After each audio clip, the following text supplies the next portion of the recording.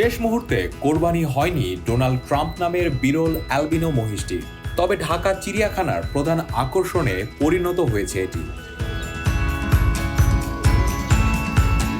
এবার চিড়িয়াখানায় আসার কারণ হচ্ছে ডোনাল্ড ট্রাম্প।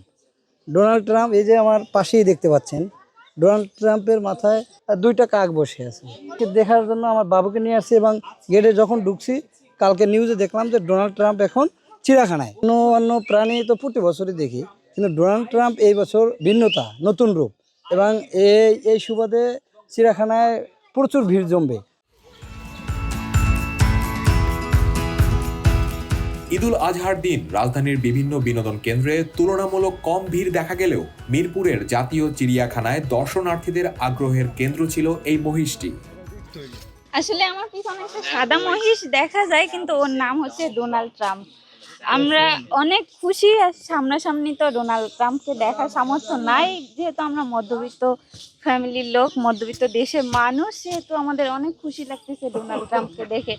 আমার বাচ্চা অনেক খুশি, ডোনাল্ড ট্রাম্পকে দেখে খুব হাসি করতেছে। কোরবানির ঈদের জন্য রাখা হলেও স্বরাষ্ট্র মন্ত্রণালয়ের হস্তক্ষেপে শেষ মুহূর্তে প্রাণীটি রক্ষা পায়। পরে বুধবার রাতে সেটিকে কসাইখানার বদলে ঢাকা চিড়িয়াখানায় পাঠানো হয়। মহিষটি আমরা মূলত এটাকে সংরক্ষণের উদ্দেশ্যে চিড়িয়াখানায় রেখেছি। এটি একটা অ্যালবিনো মহিষ, যেটি তার জেনেটিক পরিবর্তনের মাধ্যমে হয়ে থাকে।